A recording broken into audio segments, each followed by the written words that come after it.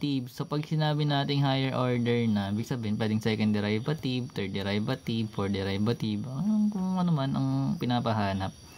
Pero same process pa rin siya guys. Like, kunyari, kung ano yung first derivative, then second derivative, edi yun gagawin mo. So, let's say meron tayong number 1. Y is equals to negative x squared. So, hanapin natin yung second derivative.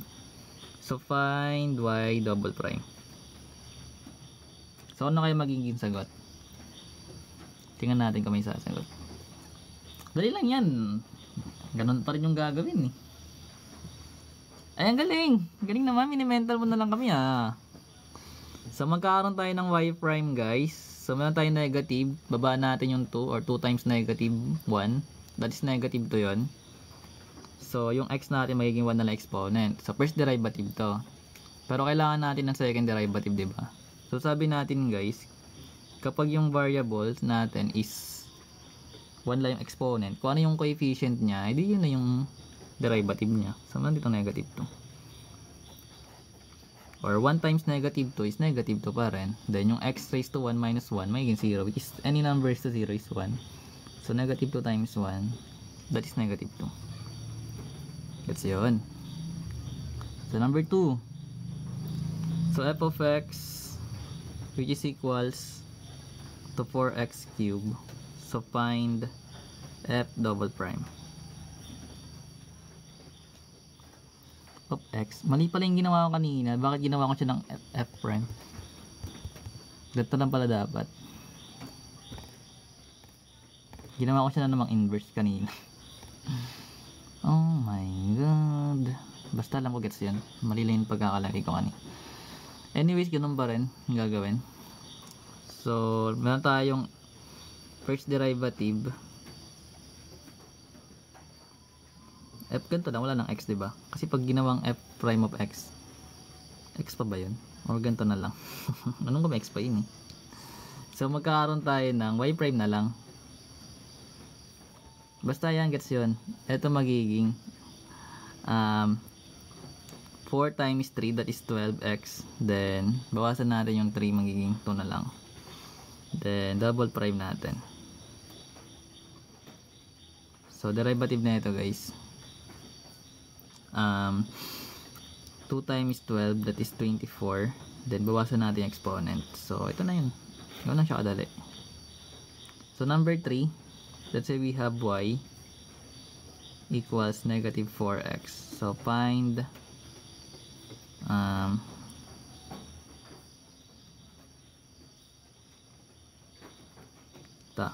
ibig sabihin yan, ewan.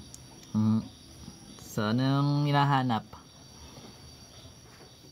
Mamaya, dadaanan natin yan. Kung nagmamadali ka dyan, meron dito. So, waiting. Meron na dyan, marami ng chain rule dyan. Third derivative. So, hanapin mo yung third derivative. 0 ata. Syempre, 0 na yun guys. Kasi nga, kung meron tayong first derivative, that is negative 4. So, 1 na lang yung exponent nun. So, pag binawasan, may magiging 0 na. Then, second derivative ng constant is 0 din. So, third derivative niyan, kung 0 yan, edi 0 na rin yun. Gets yun. Next tayo, number 4. So, number 4, let's say we have f of x equals 5x raised to 4. So, find the third derivative. So, find third derivative. Alam, may sagot na kagad. Kaso mali. Third derivative hinahanap. First derivative yan, Sarah.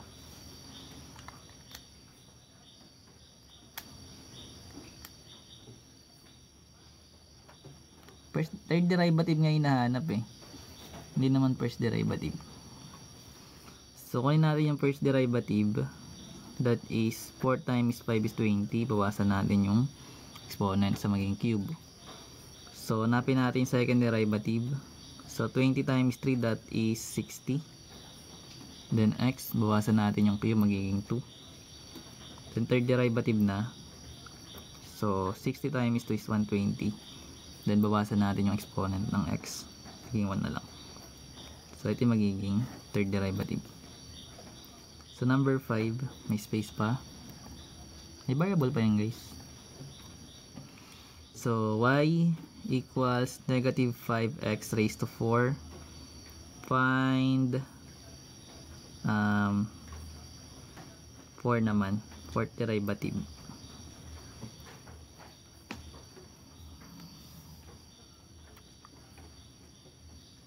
Ang dali. 0. Mali. Porket fourth derivative 0 na ba yun?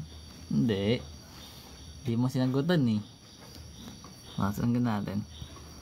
So yung first derivative, that is negative 5 times 4, that's negative 20. Eduk po ako guys, then magiging cube na siya. Then yung second derivative, that is negative 20 times 3, that is negative 60 x squared. Then yung third derivative, pwede ba 4?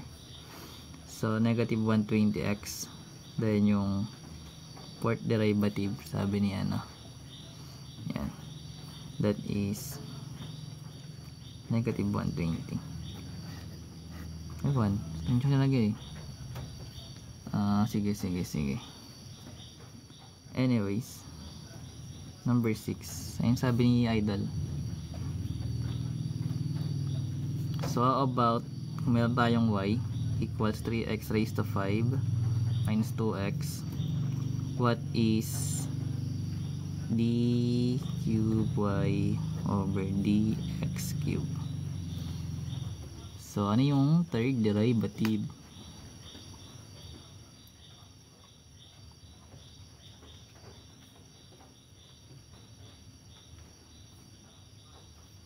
Namarunong yan. Ano mga idol oh, yung mga ano sila. Uy, pang basic lang tayo. Anyways, tingnan natin kung may sasagot. Madali. Ito po yung topic oh. Ay hindi, testing lang yan. Anyways, ito guys yung given. So may sagot na, try natin. So meron tayong first derivative, that is 5 times 3, that is 15. Then x raised to 4 na yun. Then derivative ng 2x, that is 2. Then second derivative natin, 15 times 4, then yun, 20, 60 x cube. Then derivative ng constant is 0. So third derivative na natin, so that is 60 times 3, that is 180. Then x squared. So ito yung magiging answer natin. So number 7, ba nagkasawa? Kaya pa. So meron tayong number 7, negative 2x cube minus 4x raised to negative 3. Find d cube y over dx cube, or third derivative pa rin. Nag-Pascal kami before, nakakalola. Basic calculus. Di ba boss, bawasan mo lang yung exponent niyan guys hanggang makapunta ka sa ano. Sir, pwede mo magturo ng rewriting po sa radical grade 9 second quarter. Gulo. Dito guys, meron na ako dito mga topic pang grade 9 sa radicals. May mga playlist naman doon. Baka hindi natin mataping ngayon eh. Anyways, nasa yung sagot natin dito guys. Hindi, nasa may YT nakalagay. So, anong sagot? Walang sumasagot. Ayun yun na ba? Ito guys, so parehas lang. Meron na rin dito nyan guys, yung sa derivatives ng trigo.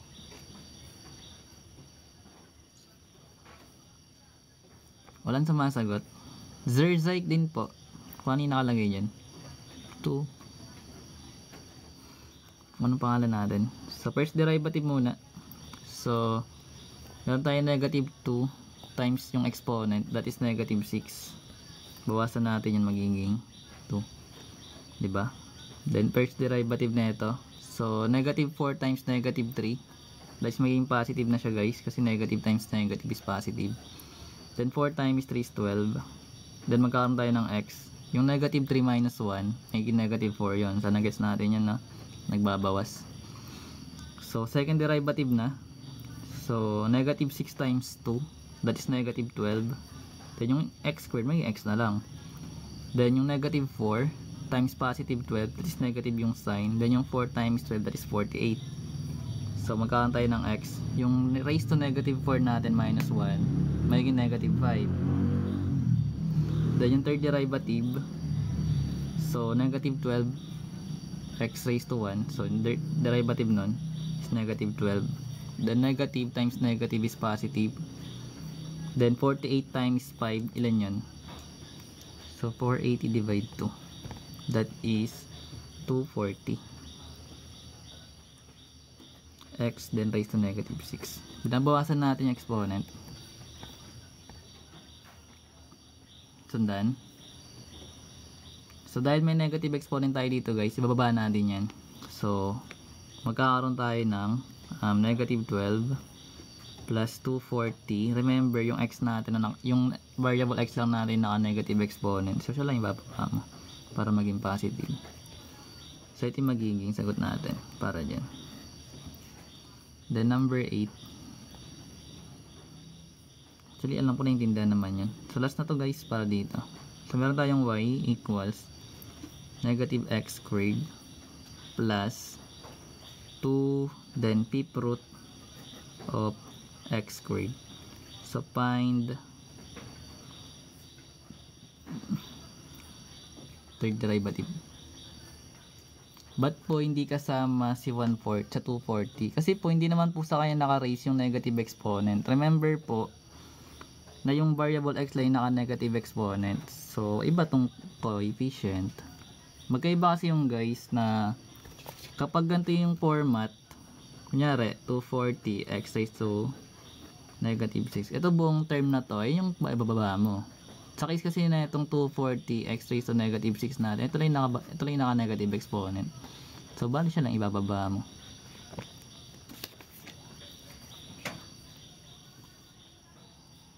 So, dapat yung mga concept ng exponents naintindihan dapat. Hindi po, Kuya Sayson. So, ito guys, yung given natin. So, kunin na natin yung first derivative. So, negative x squared, derivative nun is negative 2x. Pero ito guys, pwede natin ito i-rewrite na.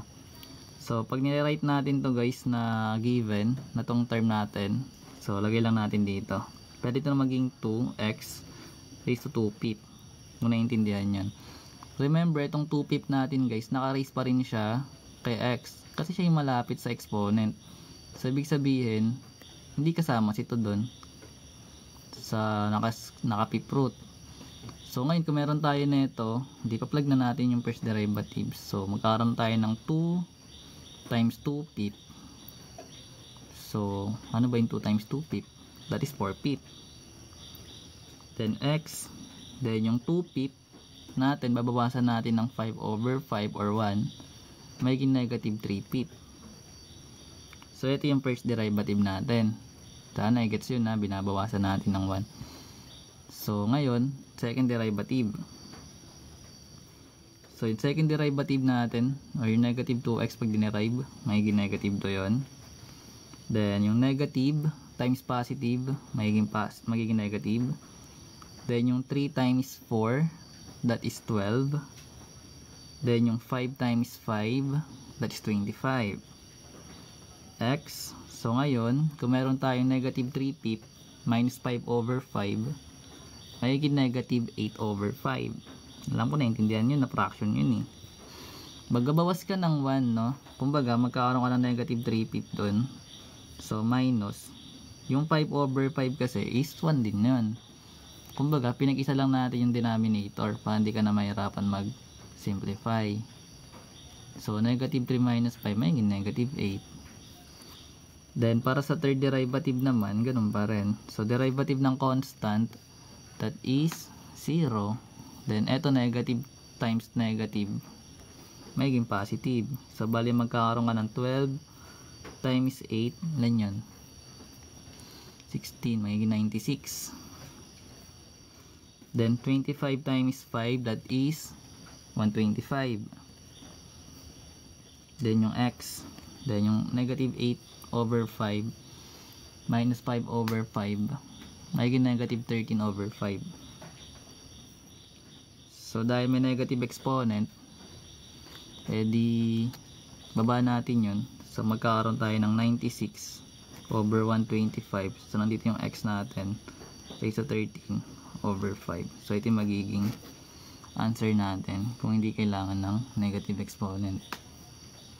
So, ganun siya ginagawa para sa higher order derivative. So, sabi ko nga guys, yung concept, marunong ka